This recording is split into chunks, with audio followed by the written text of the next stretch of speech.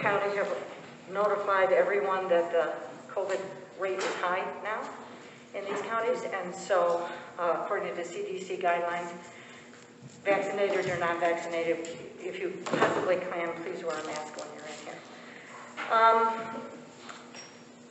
So, hello, I'm Jane Trotter. I'm president of the local League of Women Voters of the Northwoods. And before I get going too far, how many people are in this room have attended? Is this a program that you're attending for the first time? Okay, welcome, thank you. Because it's just a good, these programs are so interesting. It's such a good way to learn about issues that affect us, but also about the League in general. So, okay. The League of Women Voters of the Northwoods encompasses northern Wisconsin counties of Florence, Forest, Langley, Lincoln, Oneida, Vilas. Our local league belongs to the State and National League of Women Voters. The mandate of the League of Women Voters is to encourage informed and active participation in government. The League of Women Voters works to increase understanding of major public issues and to influence public policy through education and advocacy. And your major way to advocate is to vote. The League is proud to be nonpartisan. We neither support nor oppose candidates or political parties at any level of government, but we are always working on vital issues of concern to our membership and to the public. So please keep that in mind. There will be time for questions after both of these fellows have a chance to talk to us. And if you make comments, remember that this is nonpartisan. And if you start to make a partisan comment, somebody, probably me, is going to gong you. So we want everyone to feel safe here. Also, this presentation is being recorded, and it will be available on our YouTube channel within probably 48 hours. So that's a good thing. So with that, I'm going to introduce our speakers. One more thing I'm looking for, sorry. Okay, what's the scoop on redistricting? Hans Breitenmoser is a dairy farmer from Lincoln County. Hans has been on the Lincoln County Board of Supervisors since 2012. And in 2017, Hans helped the board pass a resolution insisting on a nonpartisan procedure for drawing legislative and congressional district boundaries. Hans and his wife Katie live west of Merrill, and they have 5 children. Also, Matt Rothschild is the executive director of the Wisconsin Democracy Campaign, where he has worked for the last 6 years. Before coming to the Wisconsin Democracy Campaign, he worked at the Progressive magazine for 32 years. For most of that time as editor and publisher. In September of this coming year, the University of Wisconsin Press is publishing his new book, 12 Ways to Save Democracy in Wisconsin. He's an avid birder. He lives in the town of Dunn, just south of Madison. He has a wife, Jean, and to whom he's been married for 36 years. And he's the one that's got to travel a ways to get home tonight. So I'm going to turn this over to Hans, and at the end of their time, we will have some time for questions and comments. Thank you.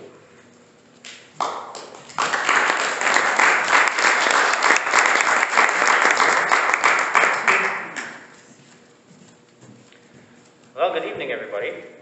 Thanks for joining us. When I was asked to help out with this presentation tonight, I figured I should jump on that opportunity. Not because I'm an expert about gerrymandering, but because I've just sort of become one of its, cheerleaders for a nonpartisan procedure to draw our legislative and congressional district lines. I'm going to back up a little bit and just say, okay, let's start there. Gerrymandering. I think probably everybody in this room has a fairly good sense of what it is. But basically what happens is every 10 years we've got the census is taken, and with those numbers, our legislature is charged with drawing the Assembly District lines, the State Senate lines, and the U.S. Congressional District lines, based on population. They're supposed to do this in a transparent fashion, and they're supposed to keep these districts compact and contiguous. And they're not supposed to look at historical voting data to try and change how the lines are drawn to, protect incumbents or, basically game the system so that one political party has an advantage over the other. But in reality, that's not what happened the last time in the state of Wisconsin. And in the state of Wisconsin, of course, we're going to pick on the Republicans because they're the ones that have got us gerrymandered. In Illinois, of course, the Democrats have gerrymandered that state. So it's happening all over the country. And what the Fair Maps movement is trying to do is to get a nonpartisan procedure to draw these legislative and congressional district boundaries. Basically having a commission that would draw the maps and then allow the legislature to vote up and down on those maps. And that's one of the sticking points that you'll hear when you talk to your legislator about, why we should have a nonpartisan procedure. The first thing that they're going to tell you is that they take their constitutional duty very seriously, and by God, it's their job to draw those maps. Well, that's not entirely true. It's their job to vote on the maps, but they don't have to make that sausage. We can have a nonpartisan commission drawing the maps, and that's what we should be doing. But that's not what we did the last time, and as such, Wisconsin in particular has arguably the worst gerrymander in the union. And it really matters, because at some point, if our political leaders are not beholden to all of the people in their district, but rather just a small percentage of their constituency, and then that percentage tends to be to the extreme in one direction or the other, then when they go down to Madison, they're not speaking on our behalf, they're just playing to their base. And I think we've all seen the results. What that looks like is that when somebody goes to Madison as your representative, but they're only playing to their base, the last thing they want to do is reach across the aisle and work with somebody from the opposite party, because it's political suicide to do so. And it's the political party bosses that basically pull all the strings and tell them what to do. And the elections at that point effectively happen at the primary level, which is bad in and of itself because you've got very few people who are participating at that level to begin with, and it's only the hardcore people who are participating at that level. So you end up with, people who lean real hard to the right and people who lean real hard to the left, depending on what district they're in, and they go to Madison or they go to Washington and they get practically nothing done. It's grandstanding, it's fighting, and it just doesn't lead to good public policy. And at the end of the day, if good public policy is defined by doing the most good for most of the people most of the time, you're just not going to get that when the very foundation of that representative democracy is broken. Now, I've been on the county board in Lincoln County since 2012, and in 2017, it became clear that some of the stuff that we deal with at the county level isn't really happening, or isn't being taken care of, isn't being dealt with effectively, and our partners in Madison aren't really helping us out because the system itself is broken. They don't have to listen to us if they don't want to. And so we managed to pass, the county board passed a resolution saying that we want a nonpartisan procedure for drawing these legislative and congressional district lines. And that was back in 2017 when that happened. And it did seem to sort of light a little bit of a fire, because there were other counties after that who I think looked to Lincoln County and said, well, geez, if that county board can pass something like that in their county, then perhaps we can do it in ours. And so since then, we've had all sorts of counties pass resolutions. But more importantly, the question of a nonpartisan procedure has been on the ballot in more and more communities across the state. And I say more importantly because when you put that question on the ballot, when you ask Joe and Jane Q. public, would you want a nonpartisan procedure, and they overwhelmingly say yes, even in areas where they vote for nothing but Republicans, then that, in my estimation, sends a strong signal that says, yes, this is something that we want. The polls have been taken and suggest overwhelmingly that people want a nonpartisan procedure. So at this point, our job is to convince our legislators that this is what we want. But we have to make sure that voters on both sides of the political aisle are talking to their legislators and insisting on this procedure changing. Because at the end of the day, it's the ultimate fox watching the henhouse situation that we have. But if you can imagine how much more responsive our government would be if, in fact, they did have to listen to all of us, and if these lines were drawn more sensically and so forth, rather than have communities of interest split in half and have people who live across the street from one another have two different state representatives, you can imagine just purely from a logistical standpoint how much more efficient our government would be. Paul Gilk is on the county board in Lincoln County, and we were at a North Central Regional Planning Commission meeting here a couple weeks ago or whatever it was. And, you know, just that experience, looking at a regional planning commission and saying, you know, why can't the borders of that be similar to the borders of what our assembly districts are? So our assembly representatives could show up at this organization, and if nothing else, just sit there and listen to what we're dealing with at the local level. They might actually learn something and might actually go back to Madison and find out that some of the issues that they're dealing with in their part of the world are very similar to some of the issues that some other folks are dealing with, regardless if they're Republicans or Democrats. And they would be able to reach across the aisle, and they'd be able to actually deal with some of the real issues that people are dealing with around the state. So that's kind of my spiel. As I said at the outset, I don't claim to be an expert on this topic, but I've tried to be an advocate for changing the system at the grassroots level. It doesn't seem like the courts are going to be able or willing to do this for us, so we really have to attack it at the grassroots level. And so my ask is that everybody in this room, you know, gets more informed if you need to, and then go out and actually, you know, try and do something. Call somebody, you know, and try and help, you know, affect this change, because we're beyond the point of having the luxury of you know, just being spectators in this situation. We have to do something. And incidentally, I did manage to get myself a booth at the Lincoln County Fair going on from tomorrow through Sunday. That is just purely going to be dedicated to good government and focusing mainly in on gerrymandering. It's very nonpartisan, and I think it's the type of thing that hopefully will, you know, with the foot traffic going by, will hope to educate people, because it's those little acts.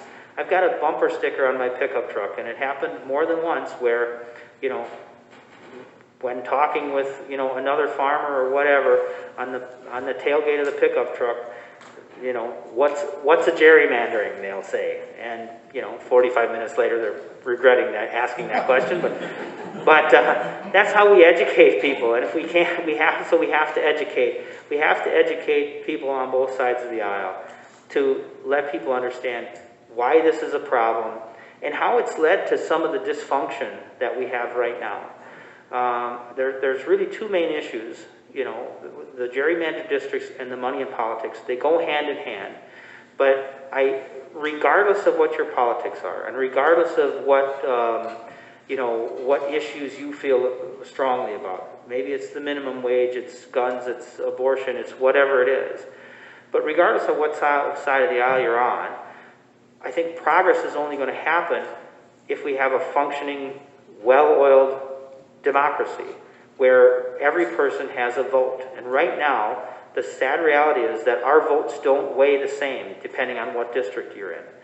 We've had in the last 10 years, how many elections where the Democrats got more votes, but they got less actual seats at the table.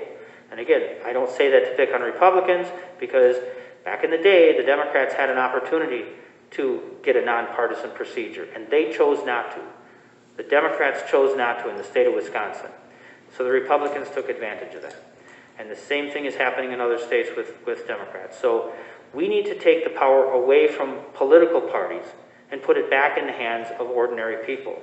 and put our state and our country before our political party.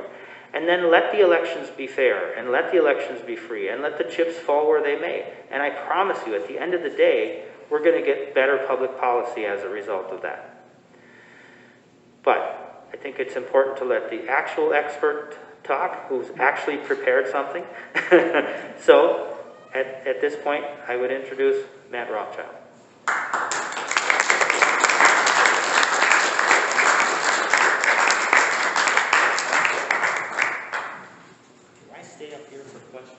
Yeah, you might as well.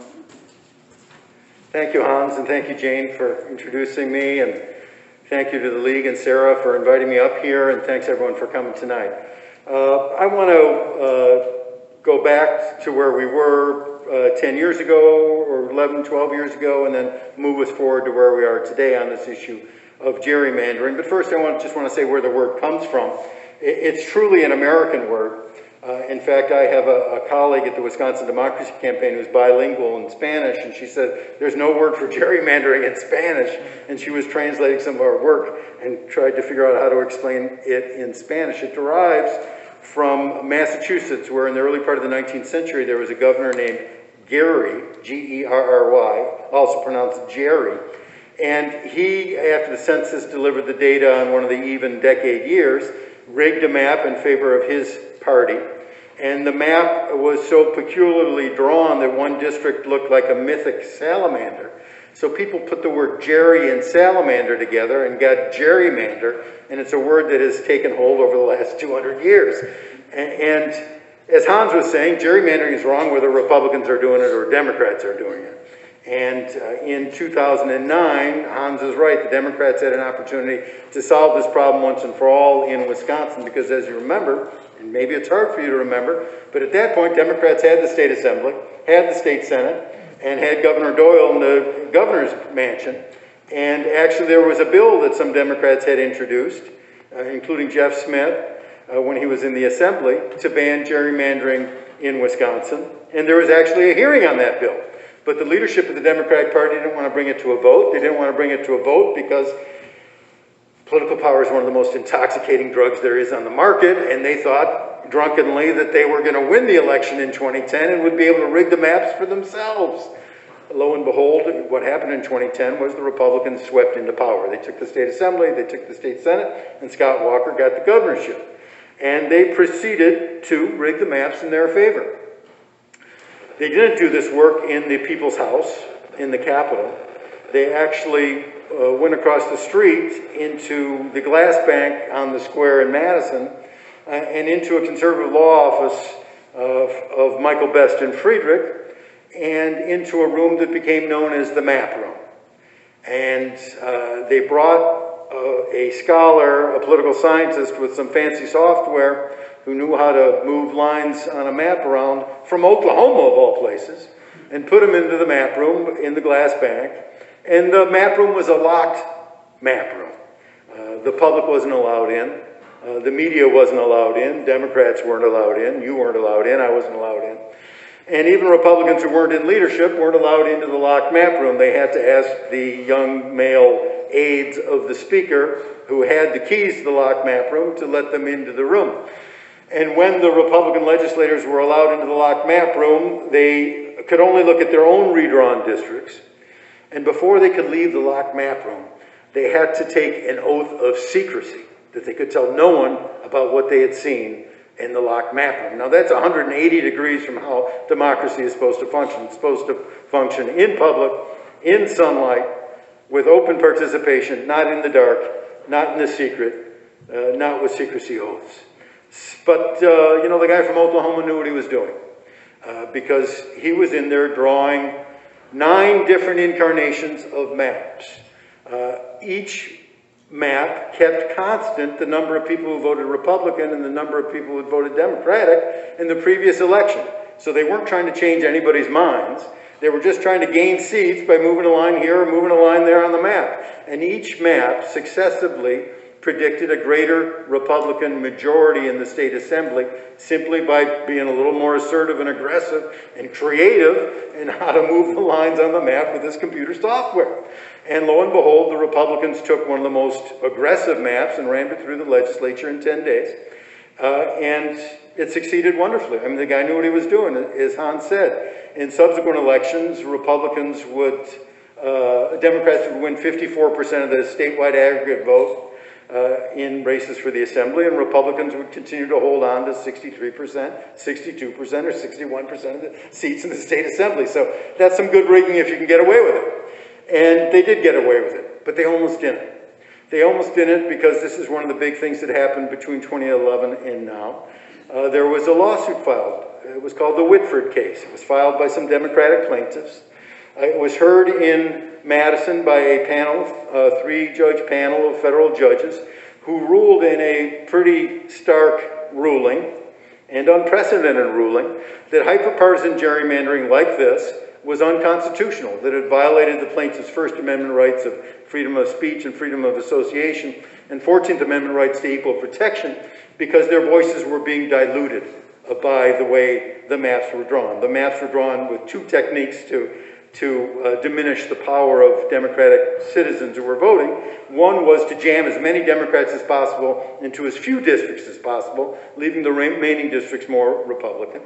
And the other one was just the opposite, to splinter Democrats in towns where they had a slight majority and send a bunch of them into rural, more Republican areas so that the Republicans would gain power and the Democrats would lose their voices in those towns or cities. Sheboygan, Marshfield, Beloit were all splintered in that way.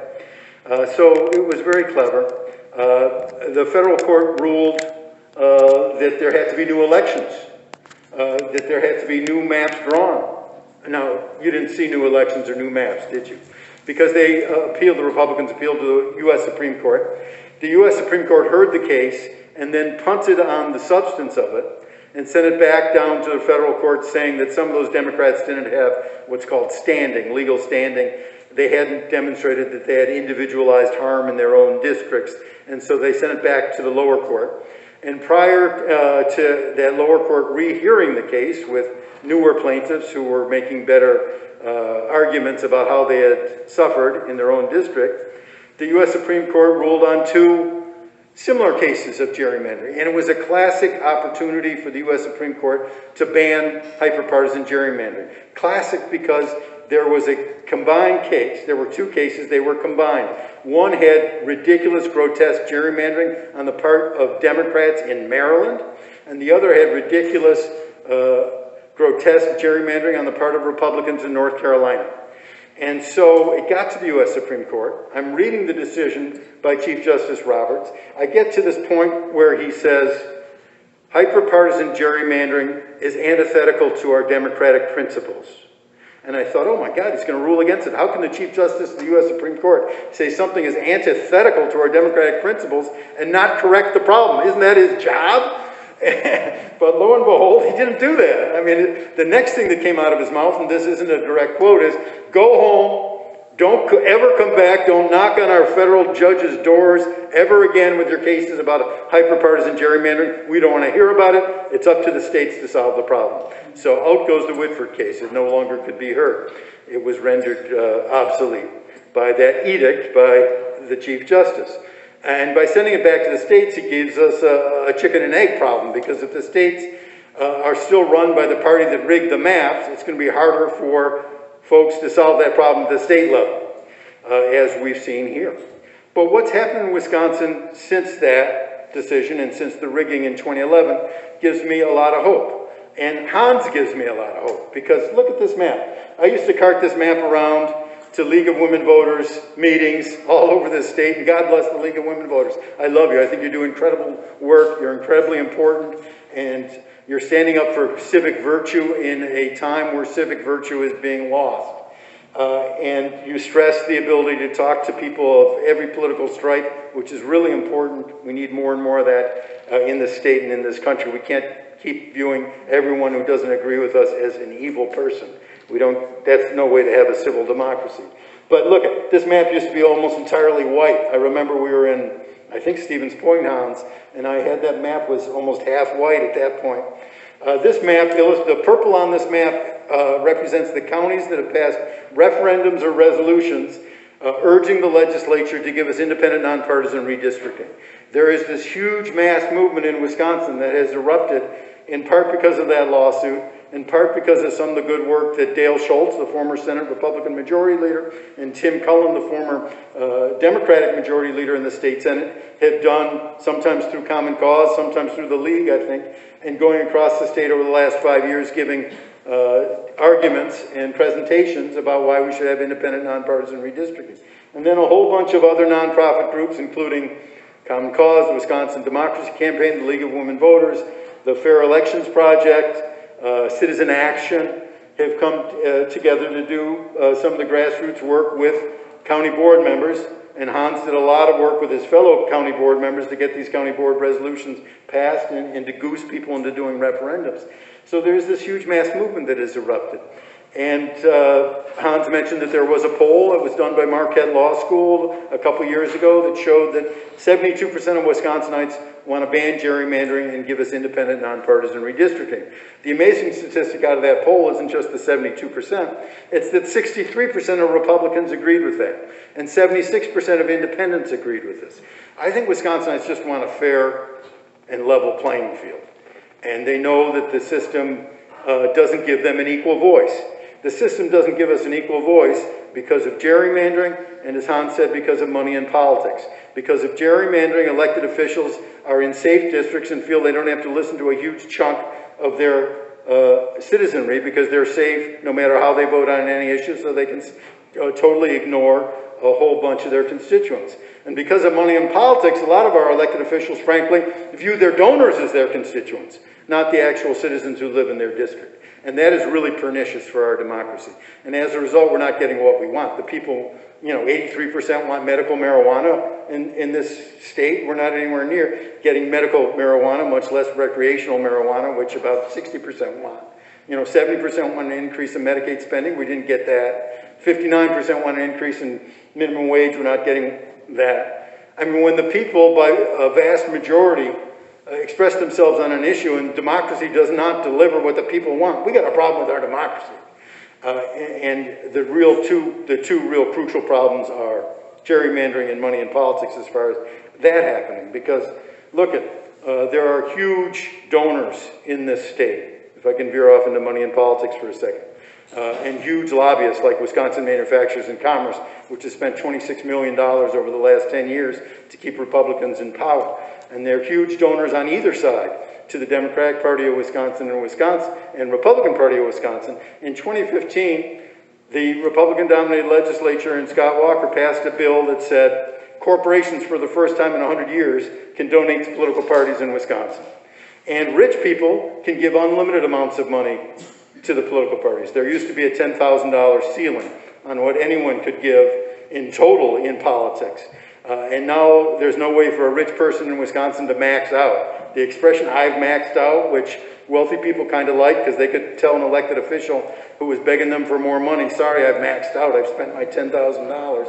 Well, that $10,000 rule got invalidated by a different U.S. Supreme Court decision in McCutcheon. The McCutcheon case, I think it was 2014. But anyway, there's a limit on what individuals can give to political parties. That doesn't offend the aggregate ban. But no, they just tore down the ceiling entirely, and so now super rich people like the Democratic governor in Illinois, Pritzker, gave the Democratic Party of Wisconsin $2.1 million.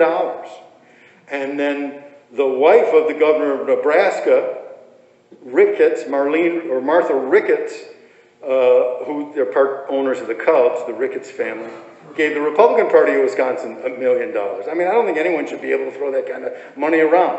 And obviously, no one here has that kind of voice. Our voices are being drowned out by the super rich and by the corporations and by the big business lobbies because of the change in our campaign finance law. Fortunately, last week I was at a press conference in Madison, and some legislators introduced some good bills to try to rectify some of these issues. But look, there's another good thing that's happened since 2011 on the issue of gerrymandering, and that is the People's Maps Commission. Governor Evers appointed the People's Maps Commission about a year and a half ago. Commissioners who were appointed by retired judges held hearings in every congressional district, including this congressional district, took testimony from experts, testimony from citizens, input from citizens, maps from citizens. I know a lot of people drew maps of their own communities. I think about 800 citizen maps were sent to the People's Maps Commission for the People's Maps Commission to use when they're going to draw the maps. This was a model of participatory democracy where people are actually being involved in the process of drawing what they consider to be fair maps. So there was a ton of citizen input to the People's Maps Commission. So what's going to happen? Well, on Thursday, 2 days from now, the Census Bureau is finally delivering the data to the states. Every state in the union is going to get the data showing the new population figures, and the states are going to have to redraw the maps. So the legislature is going to get the data, and the People's Maps Commission is going to get the data. And this will give us an opportunity to show two different kinds of maps, because the People's Maps Commission is going to produce a map that is certainly much fairer than the one that was drawn in 2011, and they have described what their criteria is for drawing the map. There's going to be compactness and contiguousness and communities of interest being honored. And the Republicans aren't going to draw their maps. I don't know that the Republicans are going to identify what the criteria are, but the Republicans, like the Democrats had the Democrats been in power, are going to try to draw maps that are going to help them. I mean, Robin Voss's fantasy is to have a veto-proof majority, as any Speaker of the House would. And so they're going to try to change the lines on the maps to give them an advantage. That's what gerrymandering is, and that's why, you know, whatever political party is in power in whatever state wants to rig the maps in their favor. And then what happens? Well, there's another difference since 2011, because there's a Democratic governor now. No party has total control.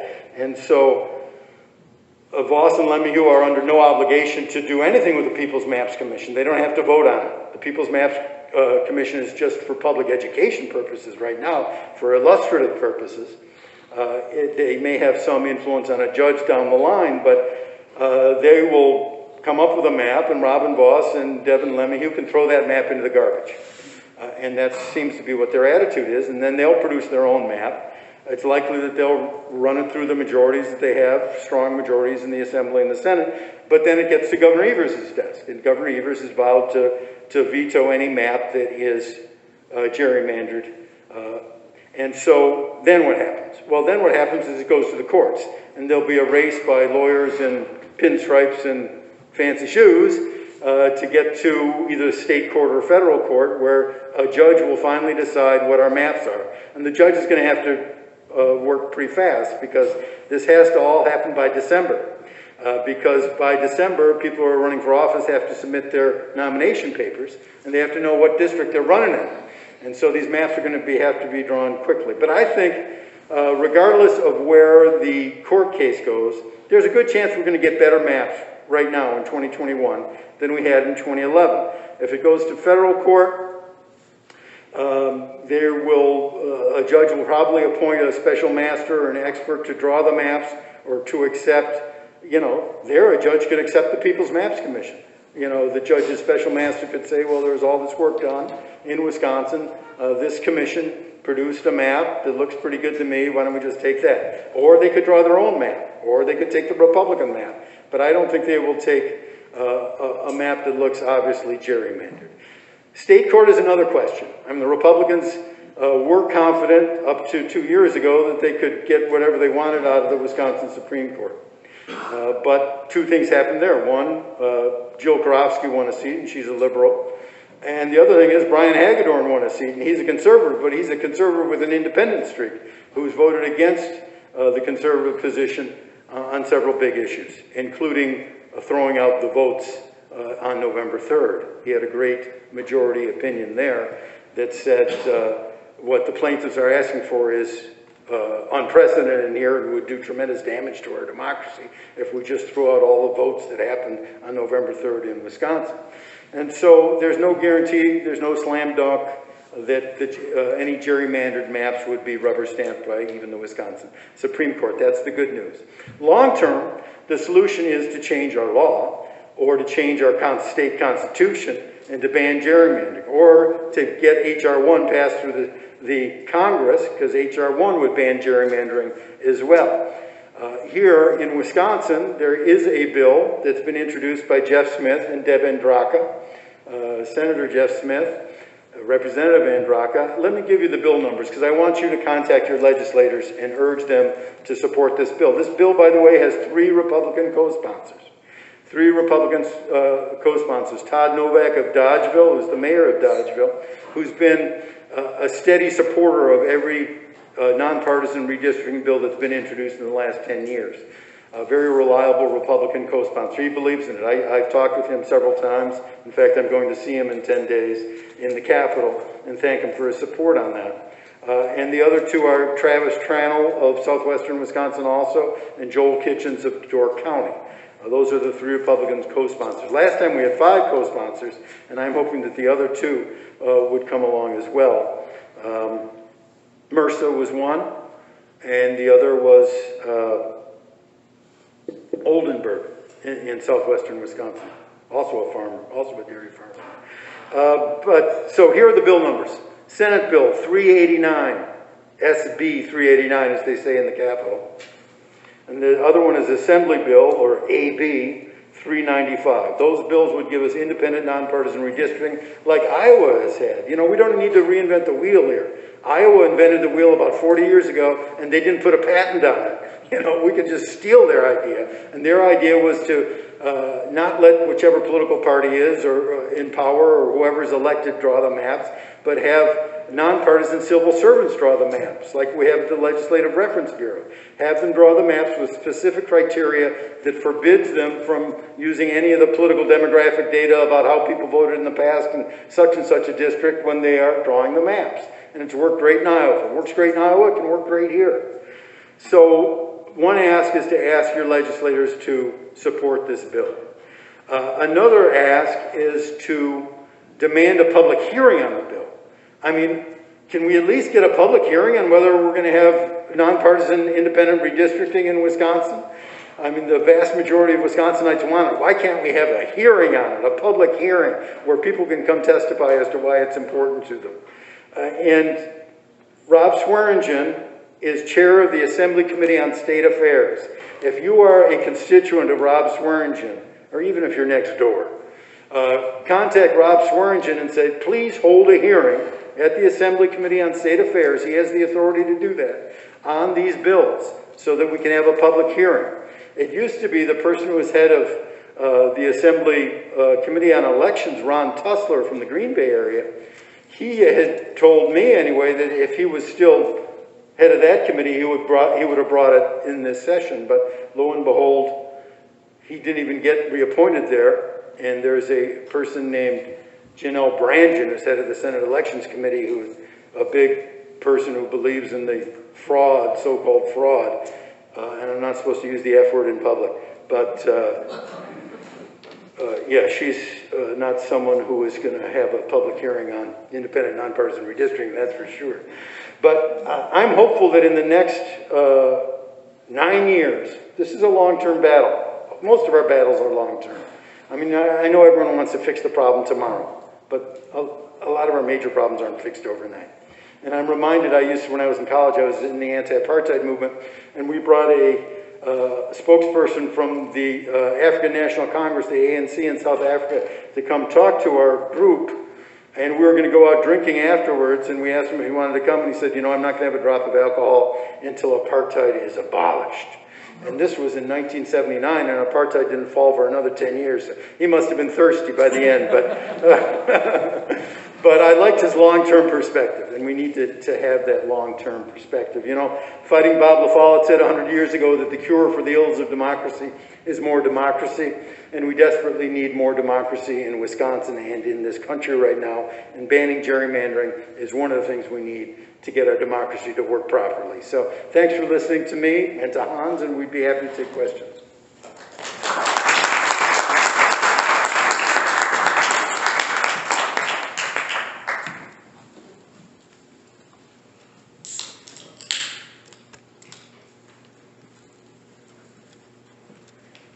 Okay, questions, comments? And if you could stand up, that would be helpful. And identify yourself, that would also be helpful. And I see a gentleman right there with his hand raised. Yeah, Richard Gazelle. Can you hear me? Clearly, one of the biggest pieces of leverage in any democracy is to throw the rascals out. If, however, because we're so gerrymandered, it takes a super duper majority to throw the rascals out, it makes me wonder if there isn't another way, another piece of leverage.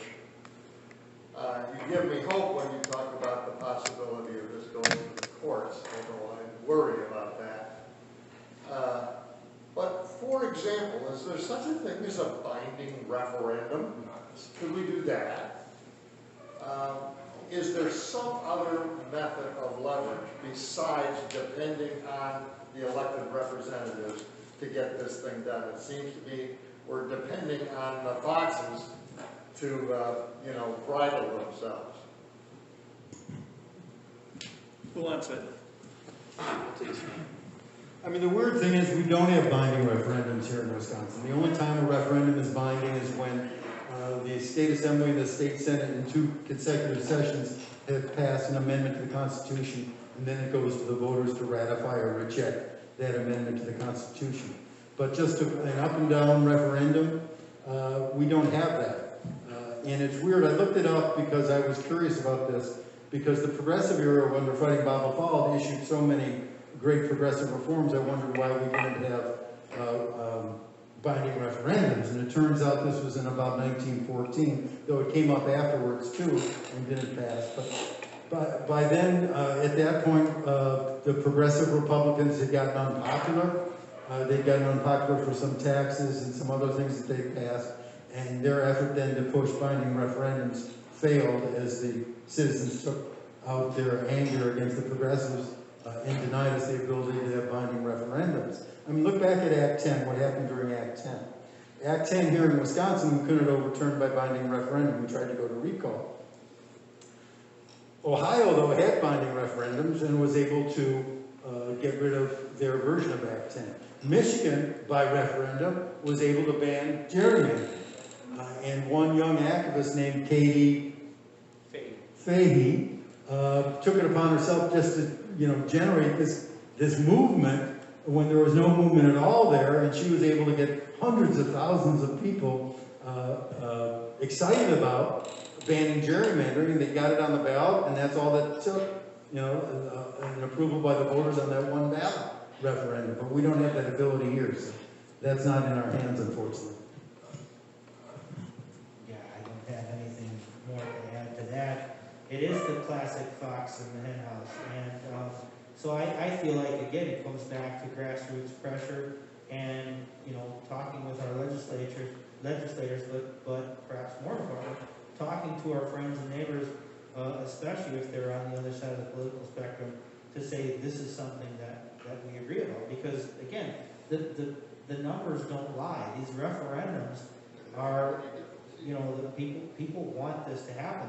And I think the other thing is encouraging, Republicans who are running for office to run on the Fair Maps platform. It's a proven vote getter. In Lincoln County, in 2018, when we had it on the ballot, we voted up and down the ballot for Republicans, but 65% of those same people voted in favor of a nonpartisan procedure. So I think it still would take a courageous Republican candidate to run knowing that they would be, rubbing the party bosses the wrong way, but it's a proven vote getter. So I think, I guess that's my answer.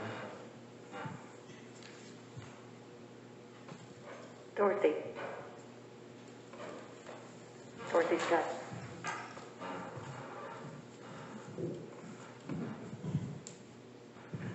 Dorothy Sky.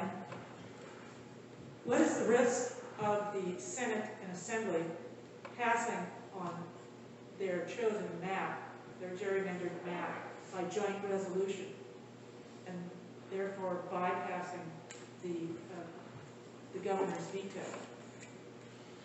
Well, this was a risk that I was always worried about, and we wrote about it on our website. I just want to give our website out there, WISDC for democracycampaign.org. If you go to the reforms item there on the ledger, and then look up fair maps, we have a discussion exactly about this risk. It is possible for the Republicans to ram the maps through on something that's called a joint resolution, which joint resolutions don't go to the governor. It's possible for them to do it. It would be illegal for them to do it, though, because the Wisconsin Supreme Court has already ruled on this question in a case that came up in the 1960s. Now, the question would be, you know, how brazen would Republicans be in trying to do that, and how likely would that be able to succeed at the Wisconsin Supreme Court? I don't think it would succeed at the Wisconsin Supreme Court. And through my conversations with some Republicans in the legislature, they don't seem to be leaning that way right now. It's more likely that they're just going to give it an up and down vote, let Evers veto it, and then take their chances in the courts. That seems to be where they're aiming.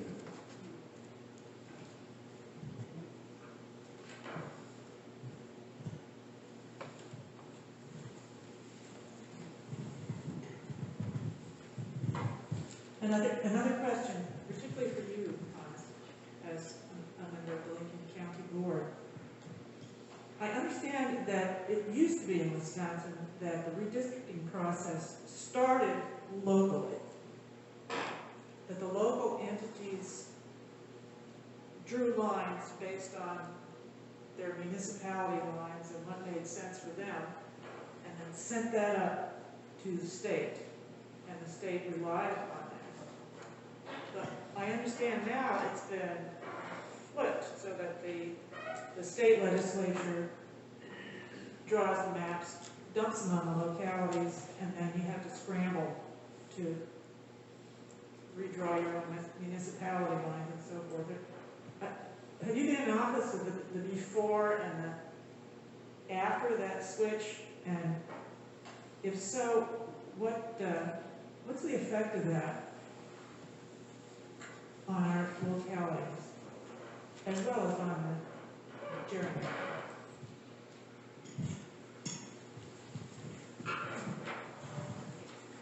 Well, I wasn't on the county board the last time the lines were drawn, and so this process is new. This will be my first time having any involvement in that, and plus, since the census data is coming out way later than it normally does, I think that's going to make it interesting as well. But maybe Matt, you might have a better sense of how this is all going to go. Well, you're right. In the 2011, what happened was a real break from tradition, and actually they had to rewrite the statutes to allow them to break tradition, because the tradition was, as you described it, that every 10 years the localities, the municipalities and the counties would draw their lines first, their wards and district lines, and then the legislature would use those ward and district lines to draw the larger map. They changed the law in 2011 to allow them to go top down and dictate what some of the ward and district lines were locally. And a lot of the clerks can't stand that because it makes them do double work. They'll draw lines, and then their lines will be vetoed, or the legislature sent down new lines, and so they had to start from scratch again. There was a bill that was introduced earlier this year by the Counties Association that would have given the counties 180 days to draw the maps, and then municipalities 60 days after that. It was very drawn out. And I testified against that bill and said, you know, there's new technology out there. We can, even with the census data coming real late, accommodate this December deadline that I was talking about. The counties could draw tentative maps in 30 days, and then the cities, towns, and villages could have 30 days to draw their own, and then the county would approve the final ones, and then it could go up to the legislature. But that idea didn't go anywhere. Evers vetoed the bill that would have stretched out the rig maps into 2023 and 2024 in some instances. So right now, actually, counties and municipalities are in violation of the statute, because they were supposed to have their maps, at least tentative maps, drawn by July. And of course, the data, it's past July, the data hasn't come down for them to use to draw the maps. And so they're in a kind of never land here as far as the statute goes. But lawyers tell me that if anyone sued, judges would be pretty lenient for the cities, towns, villages, and counties because it was an impossible task that they couldn't give them. But the problem with just disregarding the local, how the local communities want to draw their maps with self-governance, I mean, I think that's outrageous because the local folks know where the schools are, where the school districts are, where the communities of interest are, and to just override where those lines are going to be drawn is a violation, I think, of the concept or the principle of home rule that we have enshrined in our Constitution. So that is a very troubling thing, and I know some county clerks that I've talked to really resented the fact that they had to change their lines that they drew the first time around when the legislature came down with another design. Yeah, so Paul, again, also a county board supervisor, just handed me this. So by August 1st, county creates committee to work on the redistricting process. By September 1st, this is the proposed timeline, schedule a meeting with North Central Wisconsin Regional Planning Commission to go over the rules and process of redistricting with county committee. September 1st to October 1st, drafts tentative plan and hold public hearing. October 1st to November 1st, creation of wards / adjustments of ward lines by municipalities. On or before November 10th, adoption of final county supervisor district plan at the county board meeting. November 23rd, county and municipal clerks publish type A numbers. So that sort of speaks to the, you know, the districts that the county board supervisors would be living in.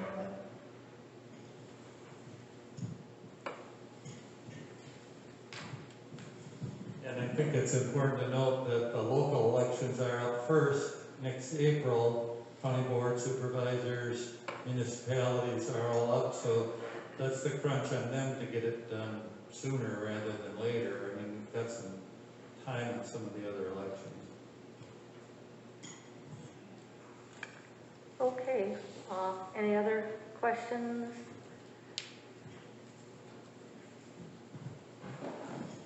Yeah, I'm showing you here.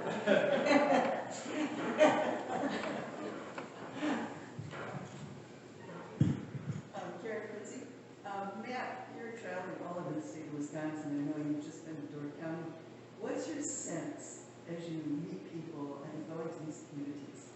Are you hopeful?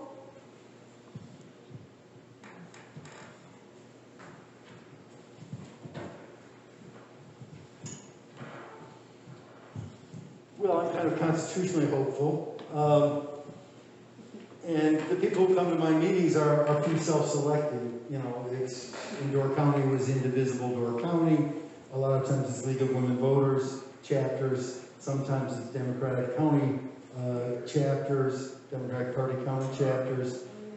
Rock County Progressives I'm talking to tomorrow in Janesville. And so I'm not getting a real cross-section. I mean, what I lament is the difficulty of finding a cross-section of citizens to talk to because everyone's in their own camps right now. And there's no discussion across camp lines. In fact, you know, people want to, you know, burn up the other camp. And that's a distressing thing. I was just complaining that Wisconsin Public Radio no longer does its weekend review on Fridays from 8 to 9 in the morning where there'd be someone from the left and someone on the right, and I would occasionally be a representative of the left. But those conversations were by and large civil and by and large decent and weren't calling each other names or throwing mud at each other or grabbing each other by the collar or by the neck, like Judge Prosser and Justice Prosser used to do. So, you know, I think it's important to have places where there can be that conversation in Wisconsin. The Journal Sentinel, for instance, used to have, as most papers used to have, an op-ed page. And now the biggest paper in Wisconsin doesn't even have an op-ed page or commentary page. So there's a shrinking space for the public to express themselves and a shrinking space in Wisconsin and across the country just for having civil dialogue across the political divides. And I think that is very toxic for democracy. But, you know, I'm a hopeful person. Why am I hopeful? Well, I'm hopeful because I do politics with friends, and I highly recommend that you do that. And you have the League of Women Voters and your membership here, and I'm sure many of you are friends. But do your work with like-minded people who are fun to be around and are good cooks, for instance. And, you know, it's a nourishing experience and a fun experience, and that's how I've done my work for 42 years. You know, I take the long view. I was a student, metaphorically, of Howard Zinn, who used to write for the Progressive magazine in the last 12 years of his life. Howard Zinn, the former history professor who wrote A People's History of the United States.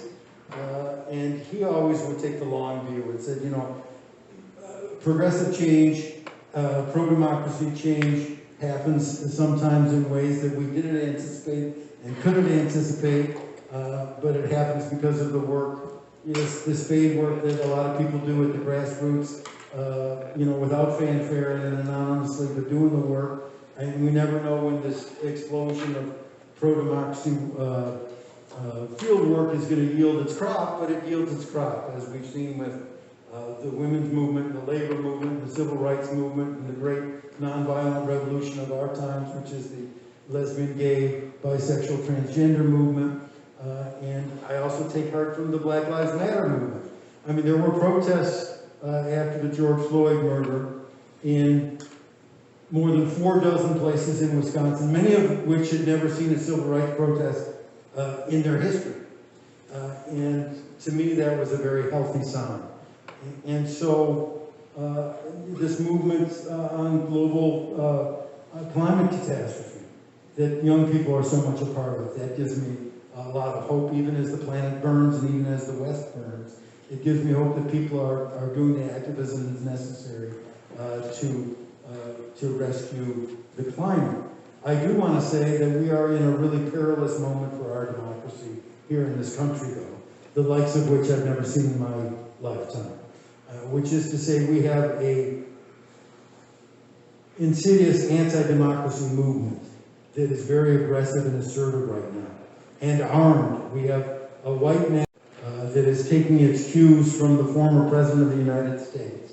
And it's combined with an irrationalism that is infecting at least 25% of the population. If you see what people believe about what happened on November 3rd, or what people believe in QAnon, or what people believe about vaccines, this inability just to be rational thinkers.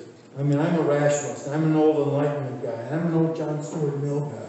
But, you know, this is not the dawn of the Age of Enlightenment. This isn't noon of the Age of Enlightenment. This isn't dusk of the Age of Enlightenment. This is midnight for the Age of Enlightenment right here in the United States. And we've got to face that this is a serious problem for democracy when people are acting so highly irrational and believing such highly irrational things. And so that keeps me up at night. And I'm not kidding about it. And I keep telling my wife to make sure that her passport is up to date, just to get chilly for a second. There's a book called On Tyranny by Timothy Snyder, a Yale law professor who wrote it in the early days of the Trump administration.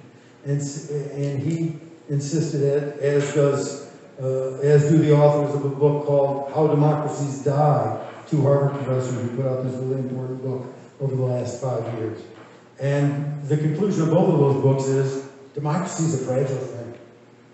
Chile had a democracy that died in a night, and they had a democracy that was 100 years old. You know, we're taught from childhood what a wonderful system of checks and balances we have in the United States. Well, guess what? It's not so wonderful. We saw how tippy that balance was on January 6th, and we almost lost the whole show on January 6th. The whole democracy almost went down the tube on January 6th. You know, Trump was within a whisper of declaring martial law. I think that's going to come out in these select committee hearings. And so the idea that, you know, we can just go placidly along thinking our democracy is going to be here for our kids and our grandkids, we're kidding ourselves. So we need to do a real assertive, nonviolent, pro-democracy work over the short term and over the long term, but especially the short term, because we're still in perilous waters. Thank you, Matt. You've led right into our conclusion and basically the whole purpose of the League of Women Voters, if people vote, then our democracy is stronger. If people are informed, our democracy is stronger. If people are denied the access to vote, then we're weakened. And that's what the League of Women Voters is about. That's what hopefully we're all about. I heard a couple times, what can you do? It sounds like the only thing that we can do is contact our representatives and assemblymen and, our assembly people and our Senate.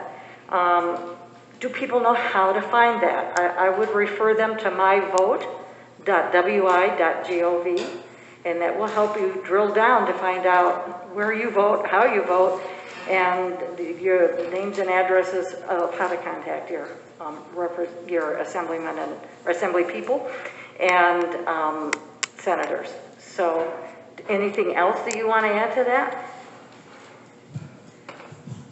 Another way you can help is to staff the booth that I have at the Lincoln County Fair starting tomorrow and going through Sunday, because I can't be there the whole time. And so I'm deadly serious. I feel like everybody in this room knows enough about gerrymandering that they could provide a presence there. Again, it's very nonpartisan. It's just going to be decorated with the facts.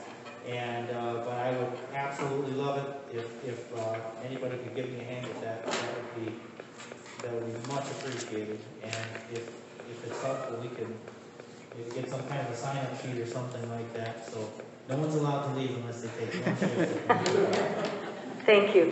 Okay, just. Also, there's signs there, pick up. Oh, yes, okay. And bumper stickers. Yeah, and bumper stickers, and people, you can write letters to the editor too. I think that's a good idea. And I also think on the larger point of the problem with our civil dialogue, I was reading a book or looking at a book and heard the author of a book on WOJB. He was talking with Eric Schubring one day, and the book is called The Way Out: How to Overcome Toxic Political Polarization or Toxic Polarization. The author, and his name is Peter something or other, it escapes me, but you can find it out if you just Google that. The Way Out: How to Overcome Toxic Polarization. He said, find three people. Find three people who don't agree with you, but are not horrible people, other than the fact that maybe they didn't vote the way you wanted them to vote. But at least from where I'm coming from, that means they're not flying Nazi flags or Confederate flags. And just try to engage in conversation with them. Just find three people, listen to them first. Listen to where they're coming from, why they may have voted the way they did if you disagree with the way they voted. Don't say that.